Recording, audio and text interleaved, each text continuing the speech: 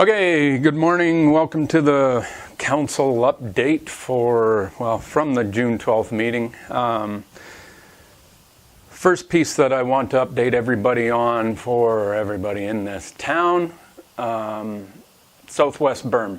Everybody's curious as to where we're headed with that and what's happening. So as of yesterday, we've moved on from the S-curve alignment. We were unable to reach a compensation agreement with the primary landowner. Therefore, we're moving on past that into a design of a berm that will run down the south side of 12th Avenue. Those of you that have been paying attention to this is the berm known as the hockey stick alignment. So S-curve is off the table.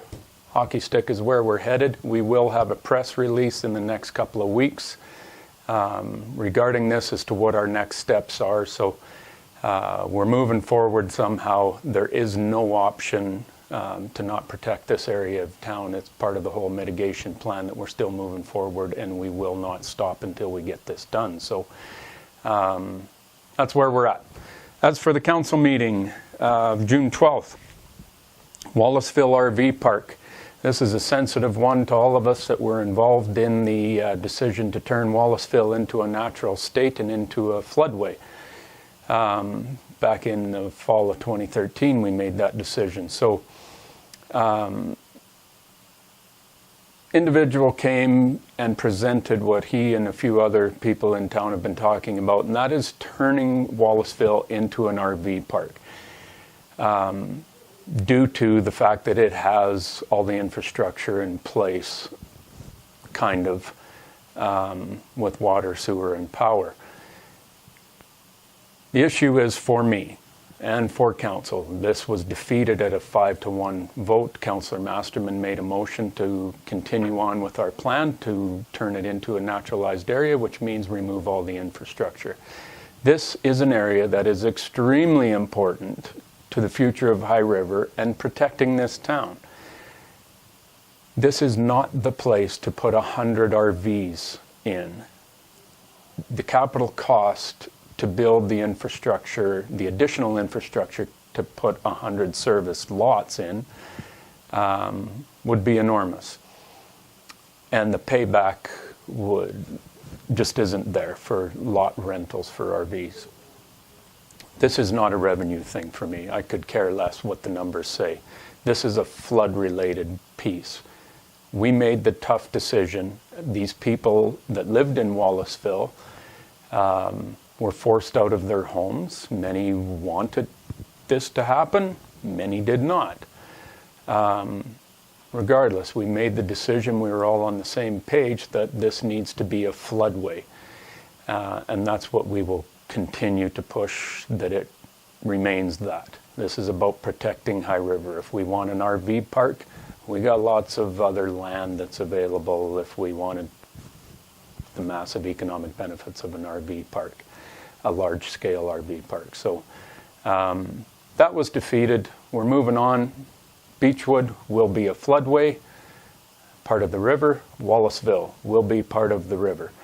That's all there is to it. So let's continue on with the decisions we made in the fall of 2013. Let's not forget what happened in 2013 and be vigilant as to making sure this never happens again to this town.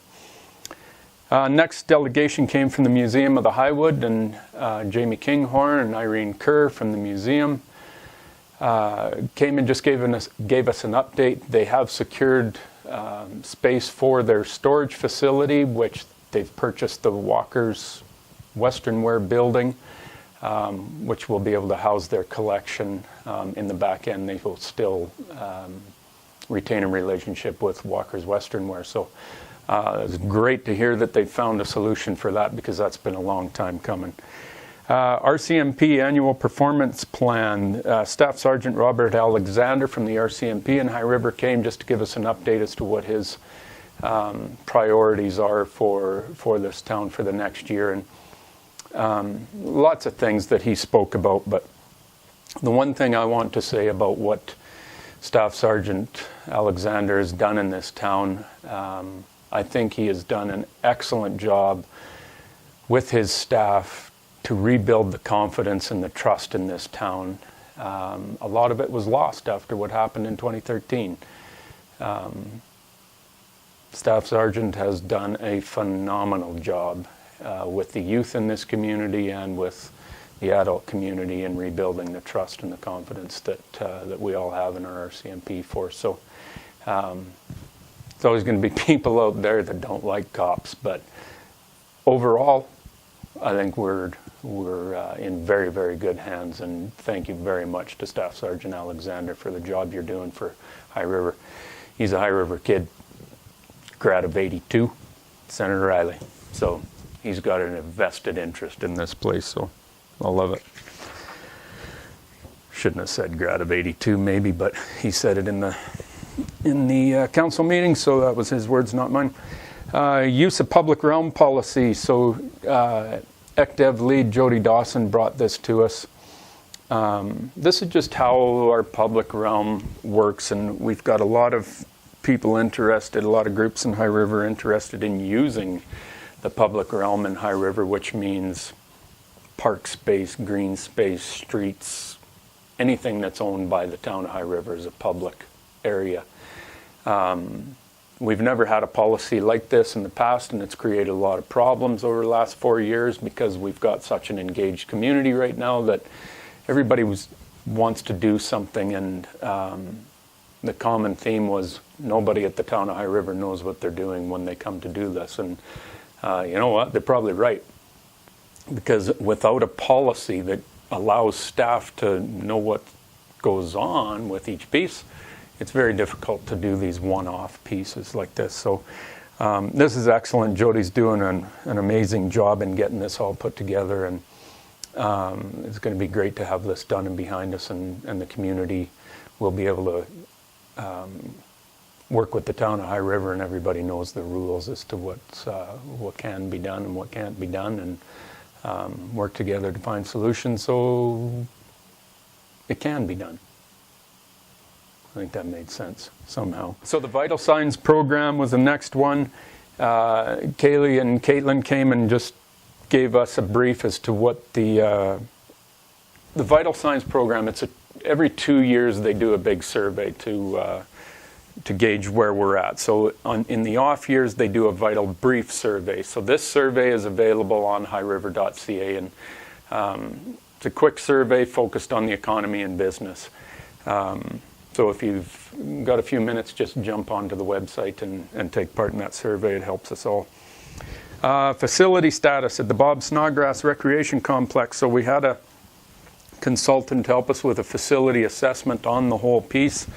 Obviously, there's a lot of maintenance that's needed in that, and I could go on and on with the exact pieces, but Lisa and Craig from the recreation end of things over at the facility, they'll be coming back to council for the 2018 budget as to what the major pieces are and the critical pieces are that needs to be done to keep that building going. So following that, we went into the master recreation facility and program plan. So the discussion is how much money do we put into the existing facility before we build a new one.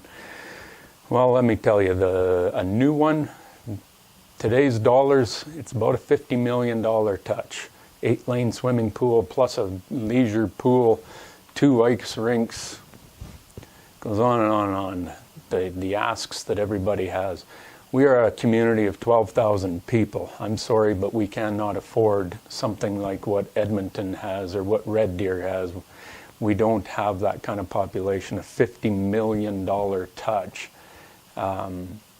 would be extremely tough for this community to pull off. So we need to focus on what we need, not this grandiose want. This has been something that's been on the go in this town for the last 15, 20 years. But we need to find a solution and a way forward here to get what we need. So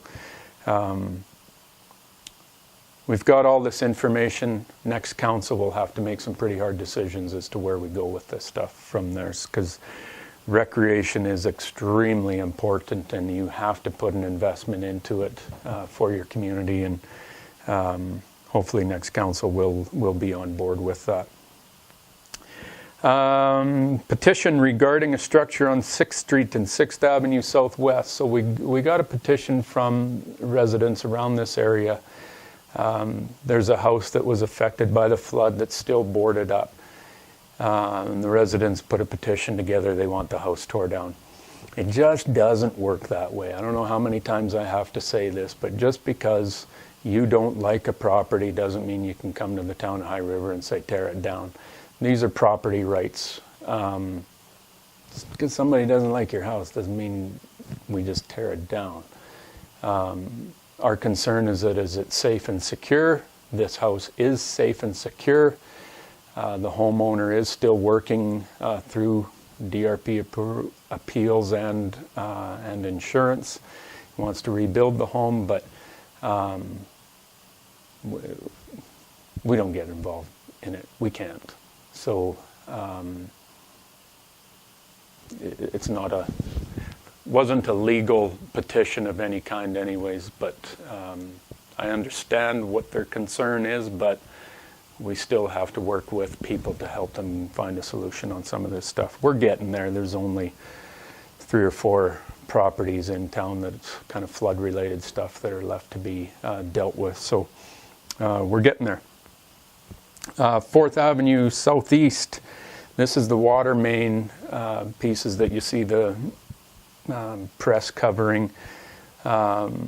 This is old 80 to 100-year-old infrastructure that's failing now, and what a shocker, right? But council was asked to, because of the number of breaks in this line, we did a budget amendment on Monday to the tune of $1.5 million. To fix the block between 2nd and 3rd Streets on 4th Avenue. 1st to 2nd Street was already funded to do that. We've added 2nd to 3rd, so just so the residents know, from 1st to 3rd will be fixed this fall. Hopefully construction to start in August. I'll have to be aggressive to get it all done and paved by freeze up, but the main piece is to get the infrastructure fixed. So that's where we're at. No slowdown for this town. Talk to you later. Bye-bye.